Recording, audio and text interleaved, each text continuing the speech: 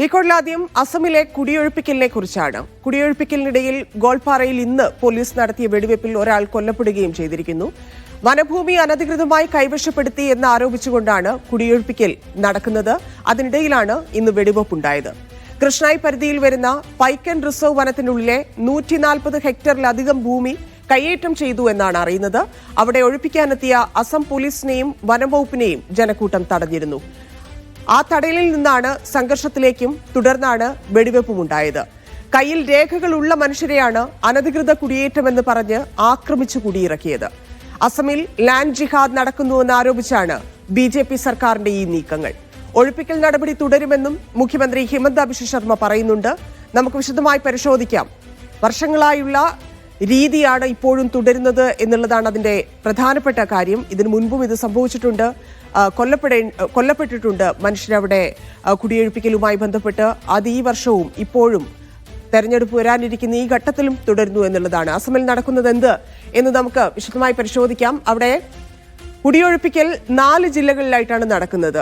4 ജില്ലകളിലെ ആ കുടിയൊഴിപ്പിക്കൽ നമ്മൾ ഒരു മാസമായി കണ്ടുകൊണ്ടിരിക്കുകയാണ്. ഒരു മാസമായി ഏതാണ്ട് 3000-ഓളം കുടുംബങ്ങൾ വഴിയാധാരമായി എന്നുള്ള വിവരങ്ങളാണ് നമുക്ക് ലഭിക്കുന്നത്. കൃത്യമായിട്ടൊരു കണക്കില്ല. കാരണം അവിടെ ഉണ്ടായിരുന്ന പ്രകൃതിക്ഷോഭത്തിൽ വീട് നഷ്ടപ്പെട്ട മനുഷ്യരുണ്ട്. അവർ താൽക്കാലികമായി പല സ്ഥലങ്ങളിലും താമസിക്കുന്നുണ്ട്. വനപ്രദേശത്ത് താമസിക്കുന്ന ആളുകളുണ്ട്. കൃത്യമായ രേഖകളില്ലാതെ കഴിയുന്ന മനുഷ്യരുണ്ട്. അപ്പം കൃത്യമായിട്ടൊരു കണക്കിലേക്ക് ഇതുവരെ എത്തിയിട്ടില്ല. ഏതാണ്ട് ഒരു മാസത്തിനിടെ മാത്രം 3000-ലധികം ആളുകൾ എന്നുള്ള വിവരമാണ് വരുന്നത്. അതിൽ ധൂബ്രിയിൽ 1400 മുസ്ലിം കുടുംബങ്ങളെ ഒഴിപ്പിച്ചു എന്നുള്ള വാർത്ത പുറത്തു വരുന്നുണ്ട്. കഴിഞ്ഞ ഈ ഒരു മാസത്തിനിടയിലായി ഞാൻ തുടക്കത്തിലെ പറഞ്ഞതുപോലെ അസം സർക്കാർ നടത്തുന്ന പല നീക്കങ്ങളും നമ്മൾ പല സമയങ്ങളിലും കണ്ടിട്ടുള്ളതാണ്. ഈ ഗോൾപാര, നൽബാലി, ലഖിംപൂർ ഈ സ്ഥലങ്ങളിലൊക്കെയാണ് വ്യാപകമായി ഈ കുടിയൊഴിപ്പിക്കൽ നടന്നുകൊണ്ടിരിക്കുന്നത്. ഇനി ഈ കുടിയൊഴിപ്പിക്കലിനിടയിൽ എന്താണ് സംഭവിച്ചത് എന്നുള്ളത്, അതായത് ഗോൾപാറയിലെ വെടിവെപ്പ് ഞാൻ തുടക്കത്തിലെ സൂചിച്ചു. ആ വെടിവെപ്പിലേക്ക് പോലും എന്തുകൊണ്ടെത്തി എന്നുള്ളതാണ്. കാരണം മറ്റൊന്നുമില്ല, പ്രതിരോധിക്കാനോ പ്രതികരിക്കാനോ പോലും കഴിയാത്ത മനുഷ്യരുടെ ഇടയിലേക്കാണ് ഇവർ ബുൾഡോസറുകൾ കയറ്റുന്നത്, ഇല്ലെങ്കിൽ അവരെ കുടിയൊഴിപ്പിച്ചു വിടുന്നത്. അപ്പം യാതൊരു തരത്തിലും ഇവർക്ക് പ്രതിരോധം ഇല്ലാത്ത അവസ്ഥയിൽ എന്തിനാ വെടിവെപ്പ് ഉണ്ടായി? ഇവർ പ്രതിഷേധിക്കുന്നുണ്ട്. തങ്ങൾക്കിവിടെ എല്ലാ രീതിയിലുമുള്ള രേഖകൾ തങ്ങളുടെ കയ്യിലുണ്ട്. അപ്പം നമ്മൾ ഇവിടുന്ന് പോകേണ്ട ആളുകളല്ല എന്ന് പറയുമ്പോൾ എന്തിനു പോലീസ് വെടിവെച്ചു എന്നുള്ള ചോദ്യം ഇപ്പോഴും നിൽക്കുകയാണ്. ആ കുടിയൊഴിപ്പിക്കലിനിടയിലാണ് ഇന്ന് വെടിവെപ്പുണ്ടായത്. അവിടെയാണ് ഒരാൾ കൊല്ലപ്പെടുകയും ചെയ്തത്. വളരെ ഭീതികരമായ, ഇല്ലെങ്കിൽ അത്രയധികം പേടിപ്പിക്കുന്ന കാഴ്ചകളാണ് അസമിൽ നിന്ന് ഓരോ ദിവസവും വന്നുകൊണ്ടിരിക്കുന്നത് എന്നുള്ളതാണ്. വീടുകൾ നിലംപരിശാക്കിയതിനു ശേഷം ഈ ജൂലൈ മാസത്തിൽ തന്നെ ഭയങ്കര, അതായത് നമുക്ക് അറിയാം അവിടുത്തെ ഒരു കാലാവസ്ഥ നിലവിൽ എന്താന്നുള്ളത്. കാലാവസ്ഥ വളരെ മോശമാണ്. വീടിന്റെ അവശിഷ്ടങ്ങൾക്ക് മുകളിൽ ഇന്നലെയും പലരും അന്തിയുറങ്ങുന്ന കാഴ്ച നമ്മൾ പല വീഡിയോകളിലൂടെയും കണ്ടതാണ്. ചിലർക്കൊരു ടാർപോളിൻ ഷീറ്റ് മാത്രമാണുള്ളത്. മാത്രമല്ല, വൈദ്യുത ലൈനുകൾ മുഴുവനായിട്ട് മുറിച്ചു കളഞ്ഞു. ജലവിതരണ പൈപ്പുകൾ തകർത്തു. അവർ സ്വയം കുഴിച്ചിരുന്ന കിണറുകൾ പോലും മണ്ണിട്ട് മൂടുന്ന അവസ്ഥ. അത്തരത്തിൽ അങ്ങേയറ്റം കരളലിയിപ്പിക്കുന്ന ചിത്രങ്ങളും വാർത്തകളുമാണ് ഈ പറയുന്ന ഹിന്ദുത്വ സർക്കാരിന്റെ ഇല്ലെങ്കിൽ BJP സർക്കാരിന്റെ ഈ ബുൾഡോസർ രാജിലൂടെ പുറത്തു വന്നുകൊണ്ടിരിക്കുന്നത്. നമ്മളത് ഓരോ ദിവസവും വരുന്ന വാർത്തകളിൽ നിന്ന്, അതായത് പല ന്യായീകരണങ്ങളും നടത്തുന്നുണ്ട്. ഹിമന്ത ബിശ്വ ശർമ്മ ഉൾപ്പെടെ അസമിലെ നിരവധി BJP നേതാക്കളെല്ലാം ഇതുമായി ബന്ധപ്പെട്ട് ന്യായീകരണങ്ങൾ നടത്തുന്നുണ്ട്. ആരാണ് കൊല്ലപ്പെടുന്നത് എന്നത് പറയുമ്പോൾ അവർക്ക് നിരവധി ന്യായീകരണങ്ങളുണ്ട്. യാതൊരു തരത്തിൽ ഇപ്പൊ തെരഞ്ഞെടുപ്പിന് മുന്നോടിയായി ഇവരെന്തൊക്കെയാണ് അവിടെ കാണിക്കുന്നത്, തെരഞ്ഞെടുപ്പ് കമ്മീഷനെ കൂടി കൂട്ടുപിടിച്ചുകൊണ്ട് എന്നൊക്കെയുള്ള വാർത്തകൾ നമ്മൾ ഒരു മാസമായി കണ്ടുകൊണ്ടിരിക്കുകയാണ്. അത്രയും ഭീതിതമായ അന്തരീക്ഷത്തിലേക്ക് അസം മാറുന്നു എന്നതിന്റെ മറ്റൊരു ഉദാഹരണം, ഇല്ലെങ്കിൽ അവസാനത്തെ ഉദാഹരണമാണ് ഈ കഴിഞ്ഞ ദിവസങ്ങളിൽ വന്നുകൊണ്ടിരിക്കുന്നത് എന്നുള്ളതാണ്. മറ്റൊന്ന് BJP സർക്കാരിന്റെ വാദങ്ങളാണ്. പ്രധാനമായിട്ട് BJP സർക്കാർ പറയുന്നത് അവിടെ വനഭൂമിയിൽ, സർക്കാർ റവന്യൂ ഭൂമിയിൽ, സംരക്ഷിത പ്രദേശങ്ങൾ, ഈ സ്ഥലങ്ങളിലൊക്കെ അനധികൃതമായി കുടിയേറിയവരെയാണ് ഒഴിപ്പിച്ചത് എന്നാണ് അവിടെ സർക്കാർ അവകാശപ്പെടുന്നത്. പക്ഷെ ഇവരാരും കുടിയേറിയ ആളുകൾ ഇല്ല എന്ന് പൂർണ്ണമായി പറയാൻ സാധിക്കില്ലെങ്കിലും ഇവർ ഒഴിപ്പിക്കുന്ന ആളുകൾ അത് ഒരു കമ്മ്യൂണിറ്റിയിൽ മാത്രം പെടുന്ന, ഇല്ലെങ്കിൽ മുസ്ലിം വിഭാഗത്തിൽ മാത്രം വരുന്ന ആളുകൾ മാത്രമാണ് ഈ പറഞ്ഞ നിയമലംഘനം നടത്തുന്നത് എന്ന് തോന്നിപ്പിക്കുന്ന തരത്തിലാണ് സർക്കാർ അവിടെ ആക്ട് ചെയ്യുന്നത് എന്നുള്ളതാണ്. അതായത് ന്യൂനപക്ഷങ്ങളെ തെരഞ്ഞു പിടിച്ചാണ് ഒഴിപ്പിക്കുന്നത്. അത് പ്രതിപക്ഷം ചൂണ്ടിക്കാട്ടുന്നുണ്ട്. പ്രതിപക്ഷം വലിയ പ്രതിഷേധമൊക്കെയായി എത്തുന്നുണ്ട്. പക്ഷെ അത് പൂർണ്ണ തോതിലേക്ക് എത്തിയോ എന്നുള്ളതും ചോദ്യമാണ്. ഇത്രയധികം മനുഷ്യരെ അവിടെ കൂട്ടത്തോടെ ഇല്ലാതാക്കുന്നത്, അതായത് കൊലപാതകത്തിന് വരെ തുടക്കമിട്ടിരിക്കുന്നു എന്നുള്ളതാണ്. വെടിവെക്കാൻ തുടങ്ങിയിരിക്കുന്നു, മനുഷ്യർക്ക് ജീവൻ നഷ്ടപ്പെട്ടു തുടങ്ങിയിരിക്കുന്നു എന്നത് മുന്നിൽ നിൽക്കുമ്പോൾ ഏതു തരത്തിൽ പ്രതിപക്ഷം ഉൾപ്പെടെ പ്രതിപക്ഷ പാർട്ടികൾ പ്രതികരിക്കുന്നുണ്ട് എന്നുള്ളതിലേക്ക് നമുക്ക് വരാം.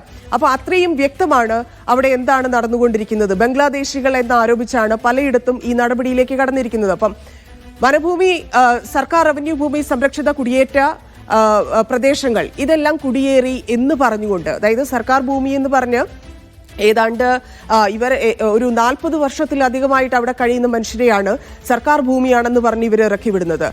നമുക്കറിയാം, തുടക്കത്തിൽ സൂചിപ്പിച്ചു, നിരവധി, അതായത് ക്ലൈമറ്റ് ചേഞ്ചിന്റെ ഭാഗമായിട്ടും അല്ലാതെയും ഒക്കെ ഈ അടുത്ത കാലങ്ങളിലും മുൻപും ഒക്കെ നിരവധി പ്രകൃതി ദുരന്തങ്ങൾ അവിടെ ഉണ്ടായിട്ടുണ്ട്. ബ്രഹ്മപുത്ര കരകവിഞ്ഞതറിയാം, അതിന്റെ 2 ഭാഗവും ഇടിഞ്ഞു പോയതറിയാം. ആ സമയങ്ങളിലൊക്കെ അവിടെ വീട് നഷ്ടപ്പെട്ട മനുഷ്യരുണ്ട്.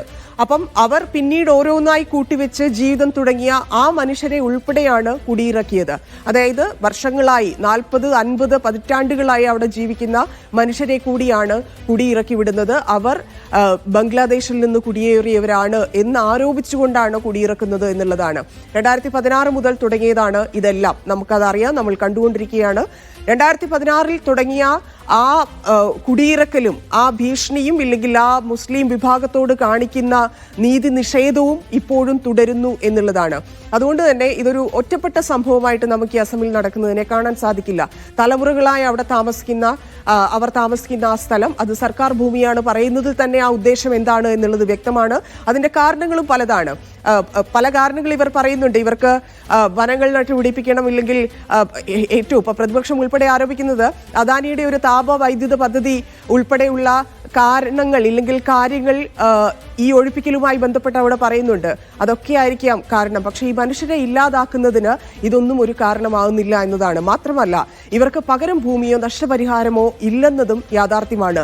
ഡൽഹിയിൽ നമ്മൾ കണ്ടതാണ്, അവിടെ ബുൾഡോസറുകൾ ഉപയോഗിച്ച് എത്ര മനുഷ്യരുടെ ആ ഒരു ജീവിതകാലം മുഴുവൻ ഉണ്ടാക്കിയ സ്വത്താണ്, ഇല്ലെങ്കിൽ അവരുടെ ജീവിതമാണ് ഇല്ലാതാക്കിയതെന്ന് നമ്മൾ കണ്ടതാണ്. ഇവരെ ആരെയും പുനരധിവസിപ്പിച്ചിട്ടില്ല, ഇവർക്കാർക്കും മറ്റു ഭൂമി നൽകിയിട്ടില്ല, ഇവർക്കാർക്കും നഷ്ടപരിഹാരം നൽകിയിട്ടില്ല. ഇനി ഭൂമി കിട്ടിയ ആളുകളാണെങ്കിലും വാസയോഗ്യമല്ലാത്ത സ്ഥലത്ത്, അതായത് യാതൊരു തരത്തിലും വെള്ളമോ വെളിച്ചമോ ഇല്ലാത്തൊരു സ്ഥലത്ത് ഇവരെ ഡംപ് ചെയ്യുന്നത് പോലെ സർക്കാരുകൾ ആ രീതിയാണ് പിന്തുടർന്നത് എന്നുള്ളത് നമ്മൾ പിന്നീട് കണ്ടതാണ്. ഇനി ഇവിടെ അസമിൽ സംഭവിക്കുന്നത്, അസമിൽ മാത്രമല്ല അസമിലാണെങ്കിലും ഉത്തർപ്രദേശിലാണെങ്കിലും ഒക്കെ സംഭവിക്കുന്നത്, ഒരു മതത്തിലെ ജനസംഖ്യാപരമായ അധിനിവേശം തടയുക. അതാണ് ഹിമന്തു ബിശ്വ ശർമ്മ ഉദ്ദേശിക്കുന്നത്. അതായത് ഒരു അരികുവൽക്കരിക്കപ്പെട്ട ഒരു മനുഷ്യനെ അല്ലെങ്കിൽ ആ മനുഷ്യരെ ബലിയാടാക്കി ഈ കോർപ്പറേറ്റുകൾക്ക് ഇല്ലെങ്കിൽ മറ്റ് പദ്ധതികൾക്കുമൊക്കെ ഒഴിപ്പിക്കൽ, അതാണ് നടക്കുന്നത്. കടുത്ത ദാരിദ്ര്യമാണ് ഈ ബംഗാളി മുസ്ലിങ്ങൾ ഉൾപ്പെടെ വടക്കേ ഇന്ത്യയിലുള്ള മുസ്ലിങ്ങൾ അനുഭവിക്കേണ്ടി വരുന്നത് എന്നുള്ളത് വളരെ യാഥാർത്ഥ്യമാണ്. നമ്മൾ പല സ്ഥലങ്ങളിലും കണ്ടിട്ടുള്ളതാണ്. പലതരത്തിൽ അവരെ ചൂഷണം ചെയ്യുന്നു, പലതരത്തിൽ അവരെ സമ്മർദ്ദത്തിലാക്കുന്നു, പലതരത്തിൽ ജീവിക്കാനുള്ള മാർഗങ്ങൾ അടച്ചു കളയുന്നു. അങ്ങനെ വലിയ ദുരിതം അനുഭവിക്കുന്ന ഒരു വലിയ ജനത്തിനെയാണ് നമുക്കറിയാം. സച്ചാർ കമ്മീഷന്റെ കണ്ടെത്തലൊക്കെ നമുക്കറിയാം, ഇന്ത്യയിൽ പലയിടത്തും ദളിതരെ പോലെയോ അതിനേക്കാൾ മോശമായിട്ടോ ഉള്ള അവസ്ഥ മുസ്ലിങ്ങൾക്കാണ് എന്ന് കമ്മീഷൻ കണ്ടെത്തിയിട്ടുണ്ട്. അതായത് ഒരു മതത്തിലെ ആളുകളുടെ ജനസംഖ്യാപരമായ അധിനിവേശം തടയുക എന്നതാണ് ഈ കുടിയൊഴിപ്പിക്കലിന്റെ ലക്ഷ്യങ്ങളിൽ ഒന്നെന്ന് അസം മുഖ്യമന്ത്രി ഹിമന്ത ബിശ്വ ശർമ്മ പറയുന്നു. എത്രത്തോളം ഭയക്കണം ഇവിടെ ജീവിക്കാൻ എന്നതിന്റെ ഒരു ഉദാഹരണം കൂടിയാണ് ഹിമന്തയുടെ വാക്കുകൾ. കാരണം അത്രയും പേടിപ്പെടുത്തുന്നുണ്ട്. അതായത് ഒരു ജനതയെ ഇല്ലെങ്കിൽ ഒരു വിഭാഗത്തിനെ ഇല്ലാതാക്കുക, ഇല്ലെങ്കിൽ അവർ മുന്നോട്ട് വരാതിരിക്കുക, അവരെ നശിപ്പിക്കുക എന്നത് ഉദ്ദേശിച്ചുകൊണ്ട് തന്നെ ചെയ്യുന്നതാണ്. ഇതൊരു അബദ്ധമല്ല, ഇല്ലെങ്കിൽ ഇവരിങ്ങനെ ചെയ്തതുകൊണ്ടോ അവർ കുറ്റക്കാരായതുകൊണ്ടോ ഉത്തർപ്രദേശിൽ ചെയ്തതുപോലെ കുറ്റം ആരോപിക്കപ്പെട്ട ആളുകളായതുകൊണ്ടോ അല്ല അവരുടെ വീടുകൾ പൊളിക്കുന്നതും അവരെ കുടിയിറക്കുന്നതും. ഇത് ആ ഒരു വിഭാഗത്തിനെ ഇല്ലാതാക്കുന്നതിന് വേണ്ടി മാത്രമാണ് എന്ന് പറഞ്ഞുകൊണ്ട് ഈ കുറ്റകൃത്യം ഇല്ലെങ്കിൽ ഇത്രയും ക്രൂരമായ നടപടിയിലേക്ക് ഹിമന്തു ബിശ്വ ശർമ്മ എന്ന BJP മുഖ്യമന്ത്രി കടക്കുന്നു എന്നുള്ളതാണ്. ഇനി ഇതുവരെ അവിടെ ഒഴിപ്പിച്ചു എന്ന് ഹിമന്തു ബിശ്വ ശർമ്മ അവകാശപ്പെടുന്നത് 1.5 ലക്ഷത്തിലേറെ പേരാണ്. അത് വളരെ വലിയ അവകാശവാദമായി, ഇല്ലെങ്കിൽ എന്തോ സാധിച്ചു എന്നുള്ള തരത്തിലാണ് അതുമായി ബന്ധപ്പെട്ടുള്ള വിവരങ്ങൾ സർക്കാരിന്റെ ഭാഗത്തു നിന്ന് പുറത്തു വരുന്നത്. ഹിമന്ത ബിശ്വ ശർമ്മയുടെ സർക്കാരിന് കൃത്യമായ കണക്കുണ്ട് ആരെയൊക്കെ കുടിയിറക്കണം എന്നുള്ളത്. ഈ കുടുംബങ്ങളെല്ലാം ബംഗ്ലാദേശ് കുടിയേറ്റക്കാരാണെന്ന തെറ്റായ വിവരങ്ങൾ പ്രചരിപ്പിച്ചുകൊണ്ടാണ് ഈ ക്രൂരത നടപ്പാക്കുന്നത്. ആ മനുഷ്യർക്കെതിരെ ഇല്ലാ കഥകൾ ഉണ്ടാക്കുന്നുണ്ട്. ആ ഇല്ലാ കഥകൾ ഉണ്ടാക്കാൻ BJPയുടെ IT സെല്ലും വലിയ പണിയെടുക്കുന്നുണ്ട്. അത് നമുക്ക് സോഷ്യൽ മീഡിയ കൃത്യമായിട്ട് ഉപയോഗിക്കുന്ന ആളുകളെ, പൊളിറ്റിക്കലി കുറച്ചുകൂടി സോഷ്യൽ മീഡിയയിൽ ആക്റ്റീവായിട്ടുള്ള ആളുകളെ സംബന്ധിച്ച് നമുക്കത് മനസ്സിലാകും. നമ്മൾ ഫോളോ ചെയ്യുന്ന ഇല്ലെങ്കിൽ നമുക്ക് ലഭിക്കാവുന്ന കണ്ടന്റ് അസമുമായി ബന്ധപ്പെട്ട് ഇല്ലെങ്കിൽ ഇവരുടെ ഈ ക്രൂരതയുമായി ബന്ധപ്പെട്ട് നമ്മൾ ഫോളോ ചെയ്യുന്നുണ്ടെങ്കിൽ നമുക്ക് കുറച്ചുകൂടി ഡീറ്റെയിൽസ് അതിൽ നിന്ന് വ്യക്തമാവും. കാരണം അത്രയധികം സോഷ്യൽ മീഡിയയിലുമൊക്കെയായി ഈ BJPയുടെ IT സെൽ പണിയെടുക്കുന്നുണ്ട്. ഇവരെക്കുറിച്ചുള്ള തെറ്റിദ്ധാരണ പരത്താൻ സർക്കാർ ചെയ്യുന്നതിനെ ന്യായീകരിക്കാൻ എന്നുള്ളത് നമുക്ക് അവിടെ നിന്ന് വ്യക്തമാകും. മറ്റൊന്ന്, ഈ കുടിയൊഴിപ്പിക്കൽ ബുൾഡോസർ രാജിന്റെ തുടർച്ചയോ എന്നുള്ളതാണ്. തുടർച്ചയാണ്, യാതൊരു സംശയവുമില്ല. കാരണം ഡൽഹിയിൽ നടന്നത് നമ്മൾ കണ്ടതാണ്. 4500ഓളം ഇല്ലെങ്കിൽ അതിലധികം കുടുംബങ്ങൾ താമസിക്കുന്ന സ്ഥലത്ത് നിന്ന് ജനങ്ങളെ ആട്ടിപ്പായിച്ചത്, ബുൾഡോസർ ഉപയോഗിച്ച് വീടുകൾ ഇടിച്ചു നിരത്തിയത് നമ്മൾ കണ്ടതാണ്. പിന്നീട് അതൊരു സ്ഥിരം കാഴ്ചയായി മാറുന്നതും നമ്മൾ അനുഭവിച്ചതാണ്. നമ്മൾ ഓരോ ദിവസവും ഈ വാർത്തകൾ കണ്ടുകൊണ്ടേയിരുന്ന ആളുകളാണ്. ഇതിവിടെ നടപ്പാക്കാൻ സാധിക്കും, ഇല്ലെങ്കിൽ ഇതിനെ ആരും എതിർക്കാനില്ല എന്നുള്ള യാഥാർത്ഥ്യവും നമ്മൾ തിരിച്ച് അറിഞ്ഞുകൊണ്ടിരിക്കുന്ന സമയം കൂടിയാണ് ഇത്, അസമിലെ കാഴ്ചകൾ കൂടി കാണുമ്പോൾ. അപ്പോൾ ഈ കേസുകളിലൊക്കെ പ്രതിയാക്കപ്പെട്ടവരുടെ സ്വത്തുക്കൾ ഇടിച്ചു നിരത്തിയ ഉത്തർപ്രദേശ് സർക്കാരിന്റെ ഒരു നടപടി, ആ നടപടി നമ്മൾ കണ്ടു. പക്ഷേ അതിൽ സുപ്രീം കോടതി ഇടപെട്ടു. സുപ്രീം കോടതി ഇടപെടൽ വരെ ഉണ്ടായിരുന്ന ആശങ്ക കോടതി ഇടപെടൽ നമുക്ക് ഇല്ലാതാവുകയും ചെയ്തിരുന്നു. ഇനി ഇത് ആവർത്തിക്കില്ല എന്നുള്ളൊരു തോന്നൽ നമുക്കുണ്ടാക്കിയിരുന്നു. പക്ഷേ ആ ഇടപെടലിന് ശേഷവും ഇത് ആവർത്തിച്ചു BJP സർക്കാരുകൾ ഓരോ സ്റ്റേറ്റിലും എന്നുള്ളതാണ് യാഥാർത്ഥ്യം. ഈ കുറ്റാരോപിതർ മാത്രമായവരെ കുറ്റക്കാരായി വിധി എഴുതുന്നതും കോടതികളുടെ ചുമതല സർക്കാരും ബന്ധപ്പെട്ട അതോറിറ്റികളും ഏറ്റെടുക്കുന്നതും അനുവദിക്കാനാകില്ല എന്ന കോടതി നോക്കി നിൽക്കെ തന്നെയാണ് അത് വീണ്ടും ആവർത്തിച്ചുകൊണ്ടിരിക്കുന്നത് ഓരോ സ്റ്റേറ്റും എന്നുള്ളതാണ് യാഥാർത്ഥ്യം. അപ്പോൾ ഇതിന്റെ നടപടിക്രമങ്ങളും ഇല്ലെങ്കിൽ നിയമങ്ങളും ഒന്നും പാലിക്കാതെ ഒരു വീടോ വസ്തുവകളോ ഇടിച്ചു നിരത്തുന്നതിൽ നഷ്ടപരിഹാരത്തിന് ആ കുടുംബത്തിന് അർഹതയുണ്ടായിരിക്കുമെന്നും നിയമവിരുദ്ധ നടപടി സ്വീകരിച്ച ഉദ്യോഗസ്ഥർക്കെതിരെയും നിയമ നടപടി ഉണ്ടാകുമെന്നും കോടതി പറഞ്ഞിട്ടുണ്ടായിരുന്നു.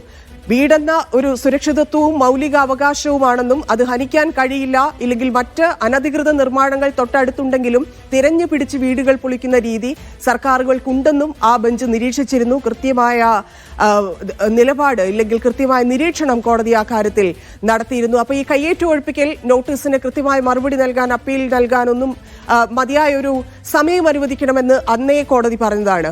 കുറഞ്ഞത് 15 ദിവസത്തെയെങ്കിലും നോട്ടീസ് നൽകിയിരിക്കണം. 15 ദിവസം പോയിട്ട് ഒരു 5 സെക്കൻഡ് പോലും ആലോചിക്കാൻ ഈ അസമിലെ മനുഷ്യർക്ക് സമയം കൊടുത്തില്ല എന്നുള്ളതാണ്. മറ്റൊന്ന്, രജിസ്ട്രേഡ് തപാൽ വഴി നൽകുന്ന നോട്ടീസ് വീടിന് പുറത്ത് പതിക്കണമെന്നുണ്ടായിരുന്നു.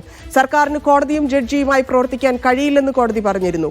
നടപടിക്രമം പാലിക്കാതെയുള്ള വീട് ഇടിച്ചു നിരത്തൽ ഭരണഘടനാ വിരുദ്ധമാണെന്ന് കോടതി പറഞ്ഞിരുന്നു. കുറ്റവാളിയെന്ന് വിധിക്കപ്പെടുന്നവരുടെ വീടുകൾ പോലും ഇടിച്ചു നിരത്തുന്നത് ശരിയല്ല, അനുവദനീയമല്ല എന്ന് കോടതി പറഞ്ഞിരുന്നു. ഈ കേസുകളിലെയൊക്കെ പ്രതികളുടെ വിചാരണയ്ക്ക് മുൻപ് ശിക്ഷിക്കരുത് എന്ന് തുടങ്ങി ഏതാണ്ട് 15ഓളം നിരീക്ഷണങ്ങളും നിർദ്ദേശങ്ങളും കോടതി ഈ കുടിയൊഴിപ്പിക്കലിനെയും ബുൾഡോസർ രാജിനും എതിരായി കോടതിയുടെ നിരീക്ഷണത്തിലും നിർദ്ദേശത്തിലും വന്നിട്ടുണ്ടായിരുന്നു. പക്ഷേ ഈ രാജ്യത്ത് ഇത് കണ്ടുകൊണ്ടേയിരിക്കുകയാണ്, നടന്നുകൊണ്ടേയിരിക്കുകയാണ് എന്നുള്ളതാണ്. ഇനി ഈ വംശഹത്യ പദ്ധതിക്കെതിരെ രാജ്യം എങ്ങനെ പ്രതികരിക്കണം എന്നുള്ളതാണ്. നമ്മൾ ആരെങ്കിലും മിണ്ടുന്നുണ്ടോ, ഇല്ലെങ്കിൽ ഏതെങ്കിലും രാഷ്ട്രീയ പാർട്ടി, പ്രതിപക്ഷ പാർട്ടികൾ ഏത് തരത്തിൽ, അപ്പം രാഹുൽ ഗാന്ധിയും ഖർഗെയും ഒക്കെ കഴിഞ്ഞ ദിവസം അവിടെ ഒരു റാലിയിൽ പങ്കെടുത്തു. ഇതിനെതിരായിട്ട് അവർ ശബ്ദമുയർത്തുന്നുണ്ട്. കോൺഗ്രസിനെ സംബന്ധിച്ച് മറ്റു ചില ലെഫ്റ്റ് പാർട്ടീസൊക്കെ ഇതുമായി ബന്ധപ്പെട്ട് പ്രതികരിക്കുന്നുണ്ട്. ബട്ട് അതിനപ്പുറത്തേക്ക് നമ്മൾ എന്ത് ചെയ്യണം ഈ വിഷയത്തിൽ എന്നുള്ളതാണ്. ഇന്ത്യയിൽ മുസ്ലിങ്ങൾ അനുഭവിക്കുന്ന അരക്ഷിതാവസ്ഥയുടെ അവസാന കാഴ്ചയാണ് അസമിൽ കാണുന്നത്. ഇത് തുടരും എന്ന് നമുക്കുകൂടി ബോധ്യപ്പെടുന്ന, ഇല്ലെങ്കിൽ നമുക്കുകൂടി മനസ്സിലാക്കാൻ കഴിയുന്ന ചില സംഭവങ്ങളും അതിന് പുറകെ വരുന്നുണ്ട് എന്നുള്ളതാണ്. അപ്പോൾ ഈ കേന്ദ്ര സർക്കാരും BJP ഭരിക്കുന്ന സംസ്ഥാന സർക്കാരുകളും നടത്തുന്ന ഈ വംശഹത്യക്കെതിരെ പ്രതികരിക്കേണ്ടത് നമ്മുടെ ഓരോരുത്തരുടെയും ഉത്തരവാദിത്തമാവുകയാണ് ഈ സംഭവത്തിലൂടെ. അസമിലോ ഉത്തർപ്രദേശിലോ ഗുജറാത്തിലോ ഇത് അവസാനിക്കുന്നില്ല. കോൺഗ്രസ് ഉൾപ്പെടെയുള്ള ഈ പ്രതിപക്ഷ പാർട്ടികൾ വലിയ പ്രതിഷേധം ഉയർത്തുന്ന സാഹചര്യത്തിൽ തന്നെ അസമിൽ തെരഞ്ഞെടുപ്പ് കൂടി അടുത്തിരിക്കുന്ന സമയത്ത് തന്നെ നടത്തുന്ന ഈ ഭീകരത നമ്മൾ കാണാതെ പോകരുത്. തിരിച്ചെത്താം ഇടവേളയ്ക്ക് ശേഷം.